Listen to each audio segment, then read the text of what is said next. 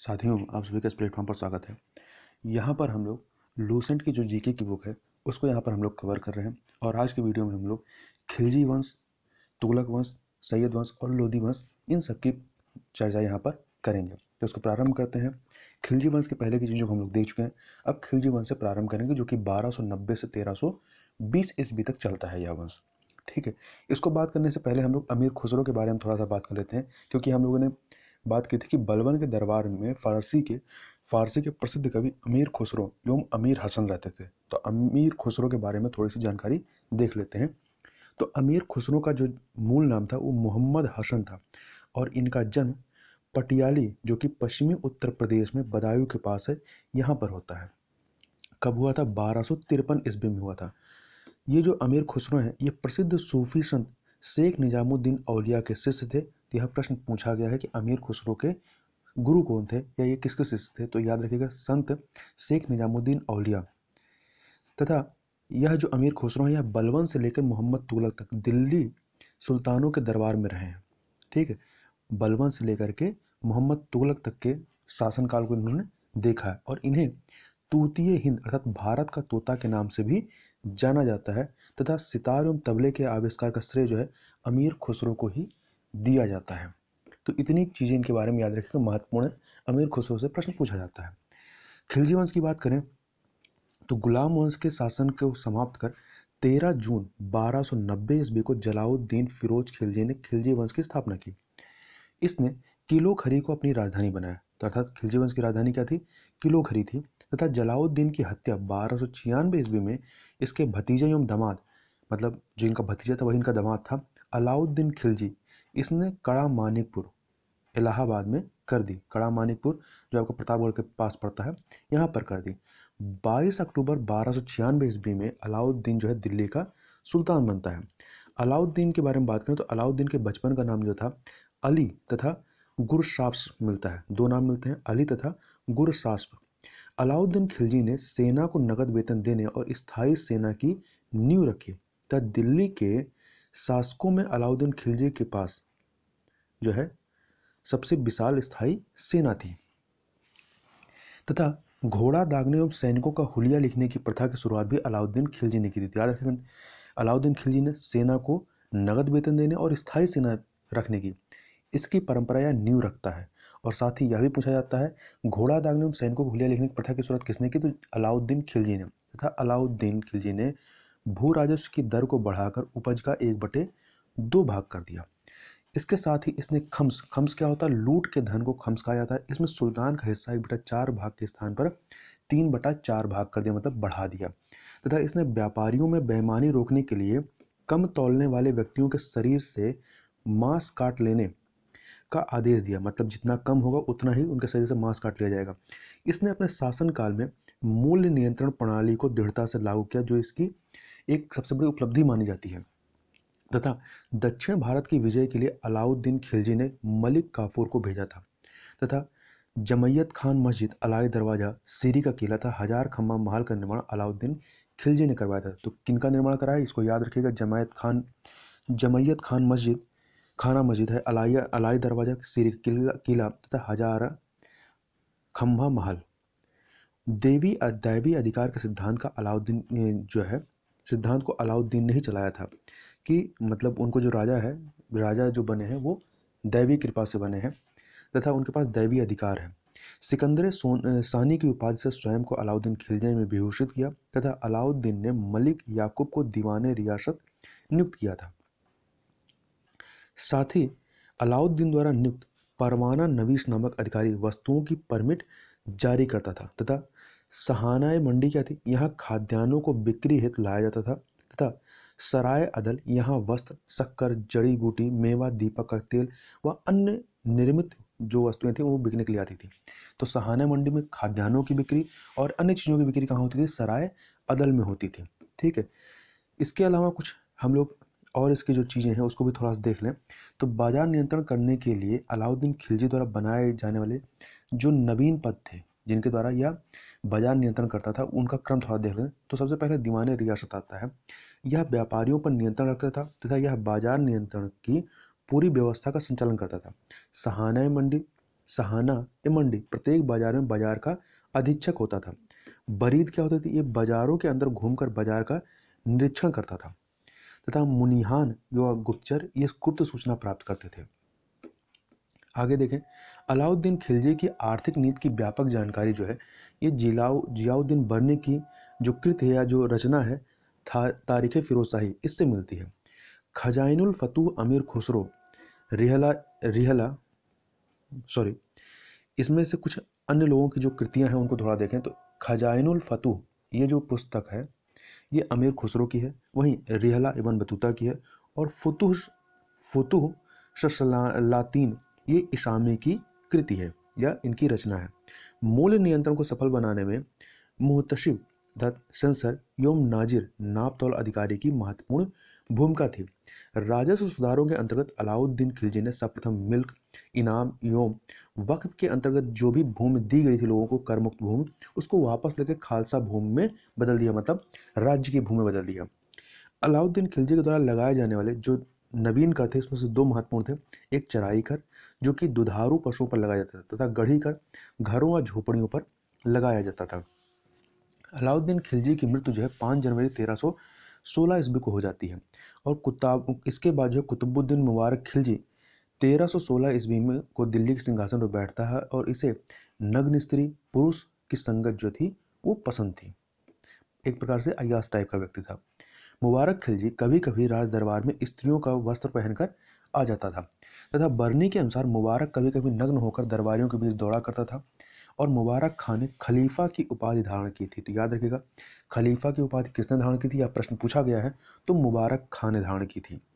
मुबारक खां के वजीर खुसरो खां ने 15 अप्रैल 1320 ईस्वी को इसकी हत्या कर दी और स्वयं दिल्ली के सिंहासन पर बैठ गया। खुसरो खां ने पैगंबर के सेनापति की उपाधि धारण की थी। अब इसके बाद जो है खिलजी वंश के बाद तुगलक वंश आता है जो कि 1320 से 1398 ईस्वी तक चलता है। ठीक है, ये जितने भी ये आपके सल्तनत के जो भी वंश है इसमें सबसे लंबा यही चलता है। 5 सितंबर 1320 ईस्वी को खुसरो खां को पराजित करके गाजी मलिक या तुगलक गाजी गयासुद्दीन तुगलक के नाम से 8 सितंबर 1320 ईस्वी को दिल्ली के सिंहासन पर बैठता है। ठीक है, तो कौन बैठता है? गाजी मलिक या तुगलक गाजी गयासुद्दीन तुगलक के नाम से। गयासुद्दीन तुगलक ने करीब 29 बार मंगोल आक्रमण को विफल किया।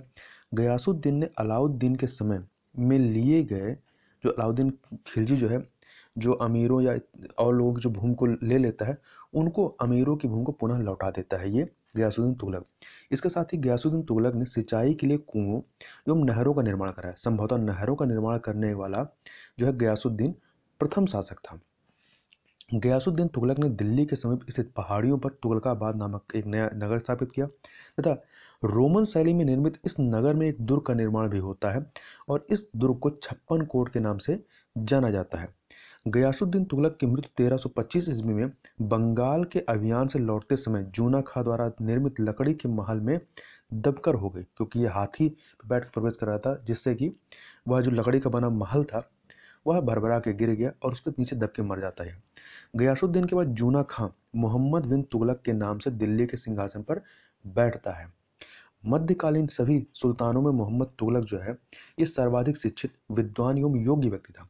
मोहम्मद बिन तुगलक को अपनी सनक भरी योजनाओं, क्रूर कृत्यों एवं दूसरे के सुख दुख के प्रति उपेक्षा भाव रखने का स्वप्नशील, पागल एवं रक्त पिपासु कहा गया है। मोहम्मद बिन तुगलक ने कृषि के विकास के लिए अमीर कोही नामक एक नवीन विभाग की स्थापना की। तो पूछा जाता है कृषि से संबंधित जो विभाग की स्थापना किसने की? तो मोहम्मद बिन तुगलक ने। मोहम्मद बिन तुगलक ने अपनी राजधानी दिल्ली से देवगिरी में स्थानांतरित की और इसका नाम दौलताबाद रख दिया, दौलताबाद रखा। सांकेतिक मुद्रा के अंतर्गत मोहम्मद बिन तुगलक ने पीतल, फरिश्ता के अनुसार पीतल का तथा तांबा, बर्नी के अनुसार जो बर्नी राइटर थे उनके अनुसार तांबा का, फरिश्ता के अनुसार पीतल का, धातुओं के सिक्के इसके द्वारा चलवाए गए जिनका मूल्य चांदी के रुपए टंका के बराबर होता था और ये इनकी पूरी योजना जो है विफल हो जाती है। यहाँ पे थोड़ा सा आगे बढ़ने से पहले इनकी जो 4 योजनाएं रही हैं जिनमें इन्हें असफलताएं हासिल होती हैं उनका क्रम कई बार लगाने के लिए पूछा जाता है, तो उनका क्रम एक बार देख लेते हैं। तो सबसे पहले दोआब क्षेत्र में कर वृद्धि, 1326 से 1327 ईस्वी में। इसके बाद राजधानी का परिवर्तन करते हैं दिल्ली से देवगिरी, जिसका नाम ये दौलताबाद रखते हैं 1326 से 27 में। सांकेतिक मुद्रा का प्रचलन जो है ये करते हैं 1329-30 में। फिर खुरासान एवं कराचिल का अभियान ये करते हैं। ठीक है, तो ये क्रम याद रखिएगा, पहले दोआब क्षेत्र में कर वृद्धि होती है, फिर राजधानी परिवर्तन होता है, फिर सांकेतिक मुद्रा का प्रचलन है, और फिर खुरासान एवं कराचिल का अभियान होता है। आगे चलते हैं। अफ्रीकी यात्री इब्न बतूता लगभग 1333 ईस्वी में भारत आता है और सुल्तान ने मोहम्मद बिन तुगलक ने इसे दिल्ली का काजी नियुक्त किया और 1342 ईस्वी में सुल्तान ने इसे अपने राजदूत के रूप में चीन भेजा। इब्न बतूता की पुस्तक रेहला में मोहम्मद तुगलक के समय की घटनाओं का वर्णन है और इसने अपनी पुस्तक में विदेशी व्यापारियों के आवागमन, डाक चौकियों की स्थापना यानी डाक व्यवस्था एवं गुप्तचर व्यवस्था के बारे में लिखा है। मोहम्मद बिन तुगलक की मृत्यु जो है कि 22 मार्च 1351 ईस्वी को सिंध जाते समय थट्टा के निकट गोडाल में हो जाती है। मोहम्मद बिन तुगलक के शासनकाल में दक्षिण में हरिहर एवं बुक्का नामक दो भाइयों ने 1336 ईस्वी में स्वतंत्र राज्य विजयनगर की स्थापना की। तो याद रखिएगा, जो विजयनगर के संस्थापक थे हरिहर एवं बुक्का, ये किसके समकालीन थे? तो मोहम्मद बिन तुगलक के। महाराष्ट्र में अलाउद्दीन बहमन शाह ने 1342 ईस्वी में स्वतंत्र बहमनी राज्य की स्थापना की। मोहम्मद बिन तुगलक की मृत्यु पर इतिहासकार बर्नी लिखता है कि अंततः लोगों को उससे मुक्ति मिली और उसे लोगों से। मोहम्मद बिन तुगलक शेख अलाउद्दीन का शिष्य था। ठीक है, और वह सल्तनत का पहला शासक था जो अजमेर में शेख मोइनुद्दीन चिश्ती की दरगाह और बहराइच में सलार मसूद गाजी के मकबरे में गया। मोहम्मद बिन तुगलक ने बदायूं में मीरन मुलहिम, दिल्ली में शेख निजामुद्दीन औलिया, मुल्तान में शेख रुकनुद्दीन, अजूधन में शेख मुल्तान आदि संतों की कब्र पर मकबरे बनवाए। फिरोज तुगलक का, मोहम्मद बिन तुगलक के बाद इसका जो चचेरा भाई आता है फिरोज तुगलक का राजाभिषेक थट्टा के नज़दीक 20 मार्च 1351 ईस्वी को होता है और पुनः फिरोज तुगलक का जो है राजाभिषेक दिल्ली में होता है। मतलब इस प्रकार से इसका 2 बार राजाभिषेक होता है। दूसरी बार अगस्त 1351 में होता है। खलीफा के द्वारा इसे कासिम अमीर उल मोमिनीन की उपाधि दी गई थी। राजस्व व्यवस्था के अंतर्गत फिरोज तुगलक ने अपने शासनकाल में 24 कष्टदायक करों को समाप्त कर केवल 4 कर, कौन कौन से? खराज जो कि लगान होता था, खुम्स युद्ध में लूट का माल, जजिया एवं जकात को वसूल करने का आदेश दिया तथा फिरोज तुगलक ब्राह्मणों पर जजिया लागू करने वाला पहला मुसलमान शासक था। तो यह महत्वपूर्ण फैक्टर पूछा जाता है। फिरोज तुगलक ने एक नया कर, सिंचाई कर भी लगाया और जो उपज का 1/10 भाग था। फिरोज तुगलक ने 5 बड़ी नहरों का निर्माण करवाया और फिरोज तुगलक ने 300 नए नगरों की स्थापना की। इनमें हिसार, फिरोजाबाद जो कि दिल्ली में है, फतेहाबाद, जौनपुर, फिरोजपुर प्रमुख है। कई बार पूछा जाता है जौनपुर की स्थापना किसने की? तो फिरोज तुगलक ने की थी। इसके शासनकाल में खिजराबाद जो कि आपका टोपरा गांव एवं मेरठ से अशोक के जो 2 स्तंभ थे उनको ला करके दिल्ली में स्थापित किया गया था। सुल्तान फिरोज तुगलक ने अनाथ मुस्लिम महिलाओं, विधवाओं एवं लड़कियों की सहायता के लिए एक नए विभाग जिसका नाम था दीवाने खैरात की स्थापना की तथा सल्तनतकालीन सुल्तानों के शासनकाल में सबसे अधिक दासों की संख्या करीब 1,80,000 ये फिरोज तुगलक के समय में ही थी। दासों की देखभाल के लिए फिरोज ने एक नया विभाग दीवाने बंदगान की स्थापना की और इसने सैन्य पदों को वंशानुगत बना दिया। तो ये दोनों फैक्ट याद रखिएगा कि एक तो सैनिकों, दासों की देखभाल के लिए इसने दीवाने बंदगान नामक विभाग की स्थापना की और इसके अलावा जो सैन्य पद थे, जो सैनिक इत्यादि होते उनके पदों को वंशानुगत कर देता है। इसने अपनी आत्मकथा फतुहात ए फिरोजशाही की रचना की। तो याद रखिएगा फतुहात ए फिरोजशाही के रचनाकार कौन है? तो फिरोज तुगलक है। इसने अर्थात फिरोज तुगलक ने जियाउद्दीन बर्नी एवं शम्स या सिराज अफीफ को अपना संरक्षण प्रदान किया था। किसको? जियाउद्दीन बर्नी एवं शम्स ए सिराज अफीफ को।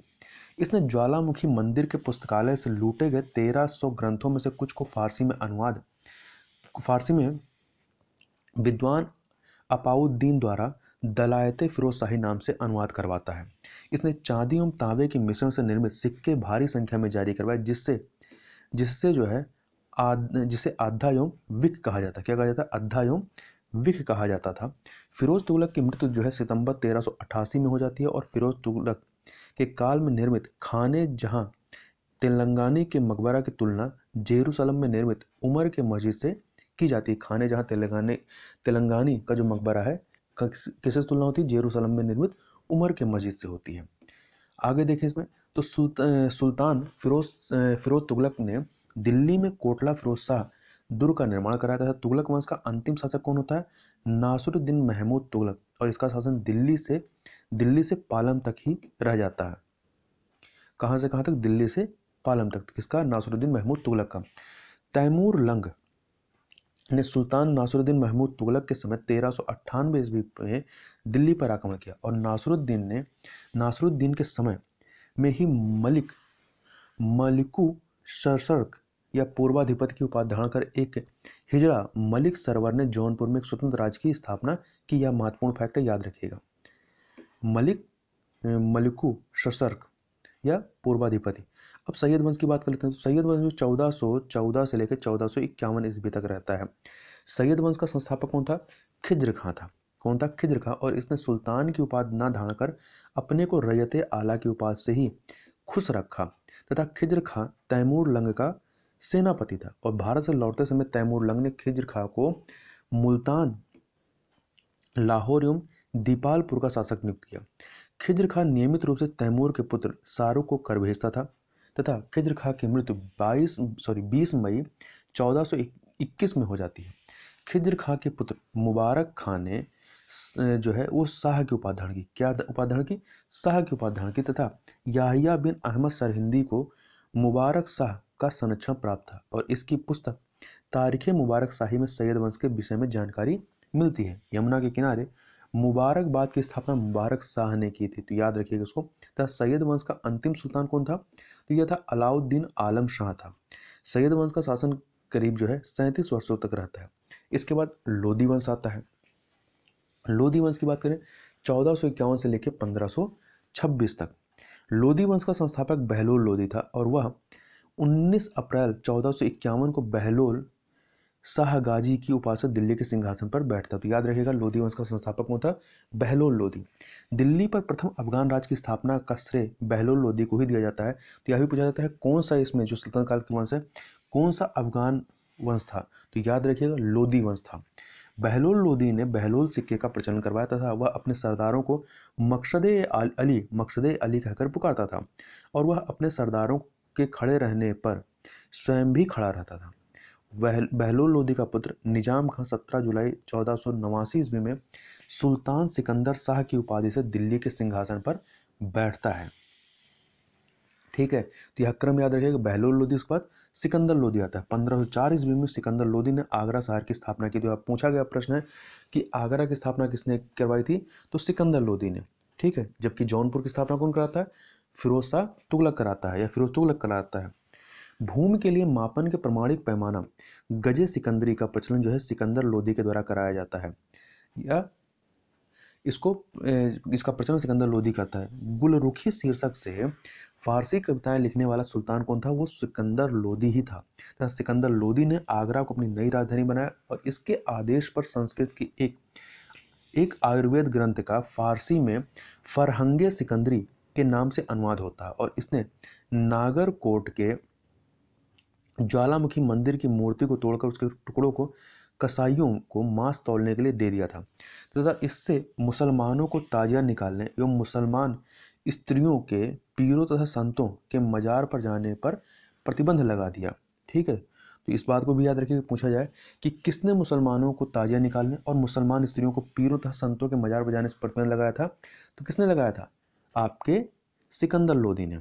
ठीक है, गले की बीमारी का सिकंदर लोधी की मृत्यु 21 नवंबर 1517 ईस्वी को हो जाती है, और इसी दिन इसका पुत्र इब्राहिम शाह की उपाधि से आगरा के सिंहासन पर बैठता है। तो यह क्रम मत भूलिएगा, ठीक है, कि कैसे ये क्रम चलता है। तो यहाँ आप देखें तो सबसे पहले कौन आता है? बहलोल लोधी, फिर आपका सिकंदर लोधी, और फिर आपका ये आ जाता है इब्राहिम लोधी, या इब्राहिम शाह लोधी कह सकते हैं। तो इस क्रम को नहीं भूलना है आपको। बहलोल लोधी, सिकंदर लोधी, और फिर इब्राहिम शाह लोधी अभी और आएंगे। 21 अप्रैल 1526 को पानीपत के प्रथम युद्ध में इब्राहिम लोधी जो है ये दिल्ली से हार गया। लोधी जो है बाबर से हार जाता है, और इस युद्ध में वह मारा गया। कौन? इब्राहिम लोधी। तो यह कई बार पूछा गया है कि पानीपत का प्रथम युद्ध किसके मध्य में होता है? इब्राहिम लोधी बाबर, या आपका सिकंदर लोधी बाबर दे देगा, या बहलोल लोधी बाबर। तो ये कन्फ्यूजन बहुत होता है, तो याद रखिएगा इब्राहिम लोदी संस्थापक था, फिर सिकंदर लोदी था, फिर उसके बाद बहलोल लोदी थे, जिससे कि बाबर की भिड़ंत होती है। बाबर को भारत पर आक्रमण करने के लिए निमंत्रण जो है पंजाब के शासक दौलत खान लोदी एवं इब्राहिम लोदी के चाचा आलम खान ने दिया था। मोट की मस्जिद का निर्माण सिकंदर लोदी के वजीर के द्वारा करवाया गया था। तथा अब सल्तनत कालीन जो शासन व्यवस्था रही है उसको भी थोड़ा सा देख लेते हैं कि कैसी शासन व्यवस्था इनके यहाँ पे चलती थी। तो केंद्रीय प्रशासन का जो मुखिया होता था वो क्या कहलाता था? सुल्तान। और बलबन एवं अलाउद्दीन के समय अमीर जो थे, अमीर मतलब कह सकते हैं कि दरबारी जो थे, जो सामन टाइप के थे, वो प्रभावहीन हो गए। तथा अमीरों का महत्व जो है चरमोत्कर्ष पर कब था? लोदी वंश के शासनकाल में होता है। तथा सल्तनत काल में मंत्री परिषद को मजलिस खलवत क्या कहा गया है? मजलिस खलवत कहा गया है। मजलिस एक खास में मजलिस एक खलवत की बैठक होती थी। कहाँ पे बैठक होती थी? मजलिस खास में। तथा बार खास, इसमें बार खास था क्या? इसमें सुल्तान सभी दरबारियों, खानों, अमीरों, मालिकों और अन्य रईसों को बुलाता था। बार आजम, यह सुल्तान जो है राजकीय कार्यों का अधिकांश भाग पूरा करता था। आगे देखें, मंत्रियों में उससे संबंधित विभाग की बात करें तो वजीर जो है, या इसे प्रधानमंत्री समझ सकते हैं, यह राजस्व विभाग का प्रमुख था। मुशर्रिफ ए मुमालिक, महालेखाकार, जो कि प्रांतों एवं अन्य विभागों से प्राप्त आय एवं व्यय का लेखा जोखा रखता था। मजूमदार, मजूमदार का मतलब क्या हुआ? मजूमदार, उधार दिए गए धन का हिसाब रखना। खजीन, कोषाध्यक्ष को कहते थे। आरिज ए मुमालिक, दीवाने अर्ज अथवा सैन्य विभाग का प्रमुख अधिकारी होता था। सद्र उस सदूर, धर्म विभाग एवं दान विभाग का प्रमुख। काजी उल कजात, सुल्तान के बाद न्याय का सर्वोच्च अधिकारी। बरीदे मुमालिक, गुप्तचर विभाग का प्रमुख अधिकारी, वो बरीदे मुमालिक कहलाता था। वकील ए दर, सुल्तान की व्यक्तिगत सेवाओं की देखभाल करता था। दीवाने खैरात, दान विभाग। दीवाने बंदगान, दास विभाग। दीवाने इस्तिहाक, पेंशन विभाग। दिल्ली सल्तनत जो है अनेक प्रांतों में बटा हुआ था, जिसे इकता या सूबा कहा जाता था। ठीक है, यहाँ का शासन नायब व वली या मुफ्ती द्वारा संचालित होता था। तो इक्ता प्रथा की शुरुआत कौन करता है? इल्तुतमिश करता है, जो कि गुलाम वंश का था। इक्ताओं को सिक्कों अर्थात जिलों में विभाजित किया गया था, जहाँ का प्रमुख अधिकारी सिकदार होता था, जो एक सैनिक अधिकारी या सैन्य अधिकारी होता था। सिक्कों को परगने में, मतलब जिलों को परगनों में विभाजित किया गया था, अर्थात तहसीलों में। आमिल जो होते थे, ये परगने का मुख्य अधिकारी था, और मुशर्रिफ लगान को निश्चित करने वाला अधिकारी होता था। एक शहर या 100 गांवों के शासन की देखरेख अमीर सदा नामक अधिकारी करता था। तथा प्रशासन की सबसे छोटी इकाई क्या थी? ग्राम थी। और सुल्तान की स्थायी सेना को खास खेल नाम दिया गया था, और मंगोल सेना के वर्गीकरण की दशमलव प्रणाली को सल्तनतकालीन सैन्य व्यवस्था का आधार बनाया गया था। तथा सल्तनत काल में बारूद की सहायता से गोला फेंकने वाली मशीन को मंगलीक तथा अर्राद कहा जाता था। अलाउद्दीन खिलजी ने इक्ता प्रथा को समाप्त किया था। इक्ता प्रथा प्रारंभ कौन करता है? इल्तुतमिश। और समाप्त कौन करता है? अलाउद्दीन खिलजी।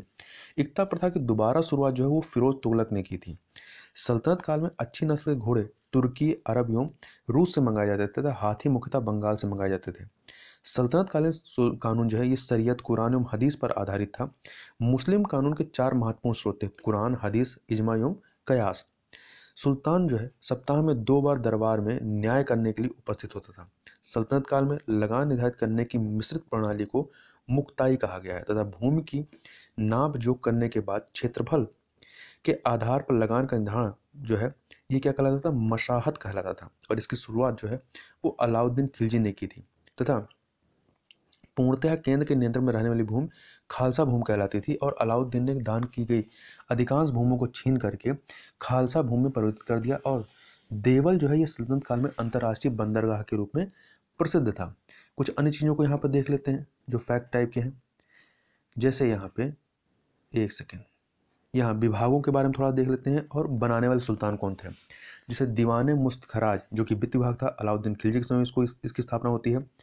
दीवाने कोही कृषि विभाग, मोहम्मद बिन तुगलक के समय में। दीवाने अर्ज सैन्य विभाग, ये बलबन के समय में। दीवाने बंदगान जो है आपका फिरोज शाह तुगलक के समय में, जो दासों के देख रेख के लिए।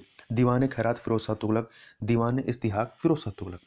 अब थोड़ा सा राजस्व कर व्यवस्था के बारे में देखें, कौन कौन से टैक्सेस थे। जैसे उसर, उसर जो है ये मुसलमानों से लिया जाने वाला भूमि कर था। खराज गैर मुसलमानों से लिया जाने वाला भूमि कर था। जकात मुसलमानों पर धार्मिक कर, संपत्ति का 40वां हिस्सा। वहीं जजिया ये गैर मुसलमानों पर धार्मिक कर था, तो इसको याद रखिएगा। उसर क्या था? मुसलमानों से लिया जाने वाला भूमि कर। खराज गैर मुसलमानों से लिया जाने वाला भूमि कर। जकात मुसलमानों पर धार्मिक कर होता था। जजिया गैर मुसलमानों पर धार्मिक कर होता था। यहाँ पर एक बात और याद रखिएगा, खम्स जो है ये लूटे हुए धन, खानों अथवा भूमि में गढ़े हुए खजाने होते थे, इनसे प्राप्त संपत्ति का 1/5 भाग था जिस पर सुल्तान का अधिकार होता था। शेष 4/5 भाग पर उसके सैनिकों अथवा खजाने को प्राप्त करने वाले व्यक्ति का अधिकार होता था। परंतु फिरोज तुगलक को छोड़कर अन्य सभी शासकों ने 4/5 हिस्सा स्वयं अपने अपने पास रखा था। सुल्तान सिकंदर लोदी ने गढ़े हुए खजानों में से कोई हिस्सा नहीं लिया। तो यह भी प्रश्न बन सकता है कि सल्तनत काल के किस शासक ने गढ़े हुए जो खजाने होते थे उससे कोई हिस्सा किसने नहीं लिया? तो सुल्तान सिकंदर लोदी ने। आगे देखते हैं। यहाँ पे देखिए 10 आरोही जो है ये एक सरे खेल कहलाते थे। 10 सरे खेल, 1 सिपह सलार के बराबर 10 सिपह सलार, 1 अमीर के बराबर 10 अमीर, 1 मलिक के बराबर और 10 मलिक 1 खान के बराबर होते थे। कुछ स्थान और उनकी प्रसिद्धि के कारण को देख लेते हैं कि क्यों प्रसिद्ध है। जैसे सरस्वती ये अच्छी किस्म के चावल के लिए। अन्नीवाड़ा व्यापारियों का तीर्थ स्थल के रूप में। सतगांव रेशमी रजाइयों के लिए। आगरा नील उत्पादन के लिए। बनारस सोने चांदी एवं जड़ी काम के लिए। तो इस प्रकार से यहाँ पर हम लोगों ने सल्तनत काल में जो भी चीज़ें थी, जो भी प्रमुख वंश थे, उनको हम लोग यहाँ पर कंप्लीट कर लिया। अब इसके बाद नेक्स्ट वीडियो में हम लोग विजयनगर साम्राज्य और उससे आगे की चीज़ों की चर्चा करेंगे। तो इस वीडियो में बस इतना ही। मिलते हैं नेक्स्ट वीडियो में, तब तक के लिए बहुत बहुत धन्यवाद।